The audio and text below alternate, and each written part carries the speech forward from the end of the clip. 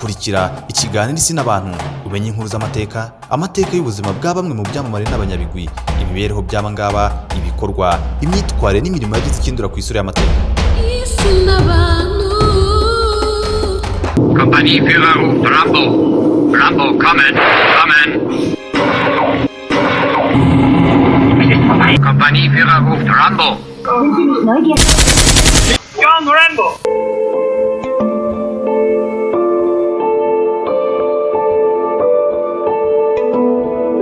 Isi ishobora kumva ko bikomeye kwizera ko umugabo ahoza arwana no kugira ngo abone role muri filimi yaje kuva umwe mu bakinnyi ba mu mafilimi b'abanyabigwi muri Hollywood, kuva gukina uturore duto akajya no kwandika uduce twa filimi. Sylvester Stallone uzwi nk'umugabo ukise wa Hollywood yikoreye umwanya mu isi y'imyidagaduro. Role ze zizwi cyane kugeza n'ubu ni Rocky Balboa, Vietnam War na John Rambo. Zimwe muri hiti ze z'ubucuruzi harimo ubufatanye bwe n'izindi mbunda zikomeye z'uruganda n'abantu bakomeye mu ruganda rwa sinema aribo Jean-Claude Van Damme na Arnold Schwarzenegger mu mafilimi nka The Expendables na The Expendables 2. Imiterere ye irimo impano nyinshi. Stallone kuri ubu ni umukinnyi, umwanditsi, umuyobozi, director na producer wa filimi. Anazwi cyane ku kirango cy'ubucuruzi na kwa kumwenyura ko asa n'uhengetse iminwa. Turetse filimi za Rocky yakinnye cyane no mu zindi filimi nazo zakunzwe ariko ntizamenyekana cyane nka Rocky na Rambo. Mu kuva muri iyo Rezilitafu yongeye kwikurira abafana be akina mu zindi filimi z'ubundi bwoko nka Paradise Area na Zookeeper, gusa ntizashobora guhamya igipimo. Ibintu byose yabikoze ate? Urakaza neza mu kiganiro isi n'abantu. Nushima ibyo dukora ntugende udashira agaciro imirimo y'amaboko yacu kandi subscribe unabisangiza abandi, wandika nifuza ko twazakubwiraho ubutaha. Byo kwifuriza ubuzima buzima. Ndisakara HB.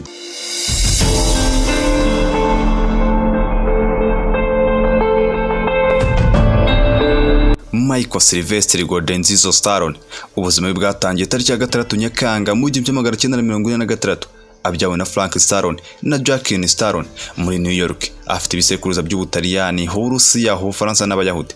Yavukanye uruhande rw'asi rw'isura rudakora ruri paralize ubwo ababyaza bageragezaga gukoresha ibyuma bibiri bakoresha bakura ibintu cyangwa bafata umwana bamukura mu nda ya nyina. Ibi byangije umutsi cyane bituma habaho deforoma ku bice byo hasi by'umwana, ururimi n'akananwa. Nyuma y'uko ababyeyi be batandukana yize kuri Notre Dame Academy na Lincoln High School muri Philadelphia, nanone kandi kuri Charlotte Hall Military Academy mbere y'uko yiga muri kaminuza ya Miami. Yabonye role ya mbere ya filimi muri Soft Care yari ya pornography yitwaga The Party at Kit and Studio mu 1970. Nyuma yaje kuvuga ko yakinnye iyo filimi by'amabora kindi uko yari akeneye amafaranga cyane. Muri uwo mwaka nabwo yagaragaye muri filimi yiswe Rebel yamugize umustar mu gihugu. I'm just a guy that's really frightened about not being able to do all the things that I've been afforded to do. Like most people, like there's not enough time to accomplish all your goals. So I'm sort of a driven person, but this...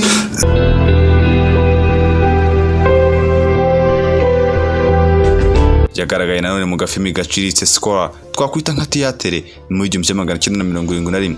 Aka gatheater nyuma kaje kugirwa filimi na Radle Menzega.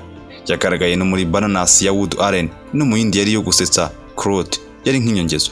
Mu 1975 yabonetse muri The Prison of Second Avenue ya Jack Lemmon. Yanakinnye izindi role zitari main muri filimi nka Farewell, My Lovely, Capnon na Deflace 2000.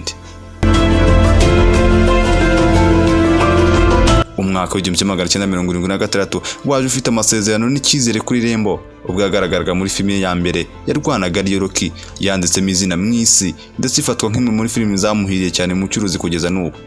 Nyuma yo kugira iyo nsinzi iyo filimi yahise akora kwigaragaza ko nka director cyangwa umuyobozi w'amafilimi mu 1978 muri filimi yiswe Paradise Alley. Muri uwo mwaka yakinnye role muri Fast filimi yari ishingiye ku buzima bwa James Hoffa. Mu 1979 yanditse anakina muri umuna wa ya filimi Rocky yitwaga Rocky 2. Nawe yamaze igihe kinini ku gasongero k'amafilimi i Hollywood. Nyuma y'imyaka 2 yakinnye muri Escape to Victory na Nightworks. Nyuma y'isinzi ya Rocky yasohoye indirimbo imirwano akina nka veteran w'intambara Vietnam. John Rambo muri filimi yise First Blood mu 1982. Iyi yaje gukomeza kuvugwa cyane inamubyara inyungu, gusa muri umuna wayo ariyo First Blood 2 ntabwo yagize kure nk'iya mbere. Mu 1982 yakomeje Rocky maze azana Rocky 3 ikurikirwa na Rocky 4 nyuma y'imyaka 3. Mu buryo bwo guha ubutabera iyi role yakoze imyitozo ngororamubiri anatangira kujya asaba gahunda y'imyitozo, nyuma yaje kuba ikimenyetso cyiza cyane cyo kuba umusore koko. Mu 1987 yafashe umwanzuro wo kuva muri role zisa nkaho zikomeye zo kurwana, maze akina muri filimi yiswe Over the Top, yari ubwoko butandukanye n'izo yari asanzwe akina.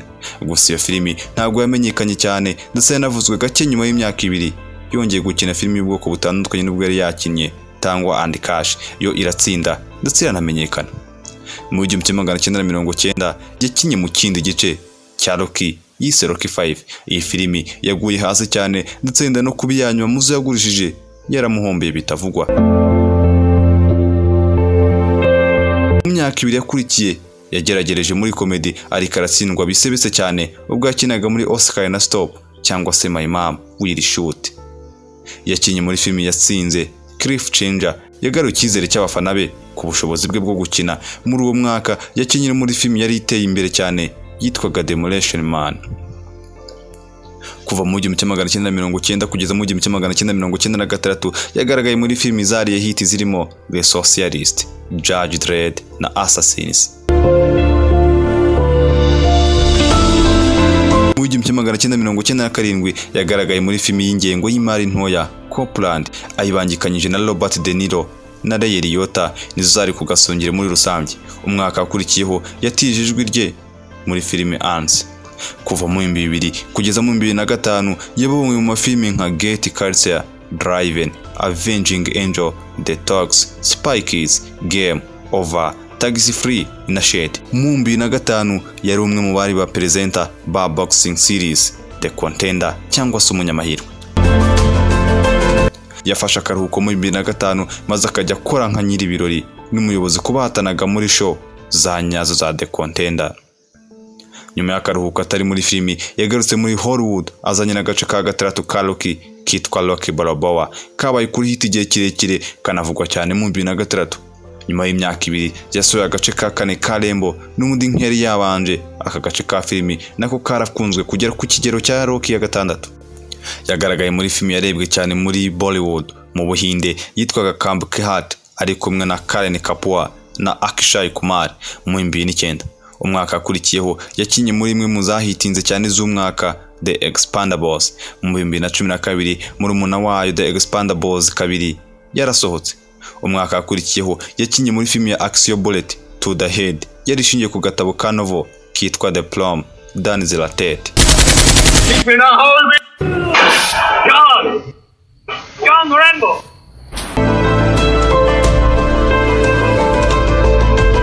Yakinnye yitwa Rocky Balboa. Muri Rocky izina rizwi rimwe mu ibigwi kurusha ndi. Filimi ze zakozwe kuva mu 1975 kugeza mu 2006 maze zifasha Stallone gutangira kariyeri yo muri Hollywood. Filimi ye ya mbere Rocky yamenyekanye cyane bityo bitangira izindi Rocky 5 ku rutonde. Filimi Rocky nanone yabonye Oscar nomination 10 ndetse inatsinzira igihembo cy'amashusho meza. Byari nyuma y'iyi filimi ubwo yabonaga bamukurikira benshi no gufatwa nk'umustar wa filimi za action.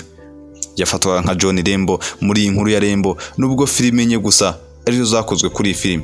Ukugaragaza iyi karagiteri kwahaye Rambo gukundwa no guhora yibukwa. Iyi karagiteri yamenyekanye cyane bityo itorerwa American Film Station List of 100 Years, 100 Heroes and Villains. Iyi filimi yanazanye video games nyinshi, ibigendanye na comedy n'uruhererekane rw'amafilimi kuri televiziyo bishingiye kuri ino filimi. Like most people, like there's not enough time to accomplish all your goals. So I'm sort of a driven person, but this was an opportunity to do something that I thought would never happen again because I never wanted to see the Rocky character go away. Yeah. Rambo and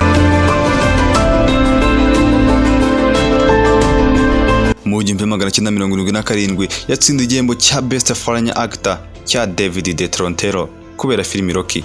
Mu 1977 n'ubundi nanone yatsinze igihembo cya KCFCS cy'umukinnyi mwiza kubera filimi Rocky.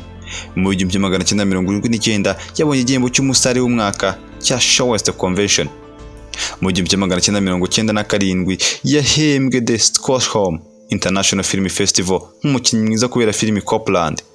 Mu 2004 yahawe igihembo cya Golden Camera nk'umukinnyi mwiza ku rwego mpuzamahanga. Yabonye igihembo cya Golden Ear for Lifetime Achievement muri Zurich Festival Film.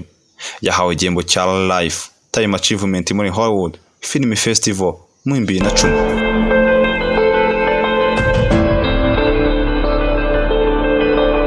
Stallone yashatse inshuro 3, yashyingiranywe na Sasha mu 1974, bafitanye abahungu babiri batandukanye mu myaka 10 bashakanye.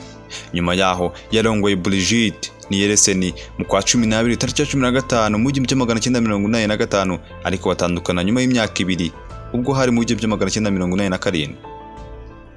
Mu 1997 yarongoye Jennifer Heaven, babyaranye abakobwa 3.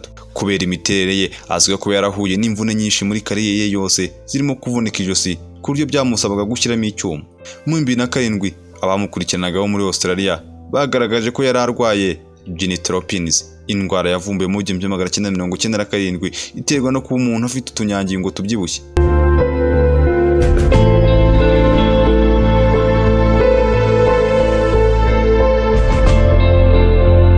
Wakoze gukora iki kiganiro isi n'abantu, nyemere cyane tugisoreza ahubwo tuzasubira utakundi munyabwi cyangwa se cyamare. Icyo busabwa no kudukurikira umunsi kundi ukanda subscribe. Reka nkubwire ngo naho utaha uri inshuti yacu. Genda Isakara HB. Imana ishobora byose ihaza kwifuza kwawe kandi ugira ubugingo buzima.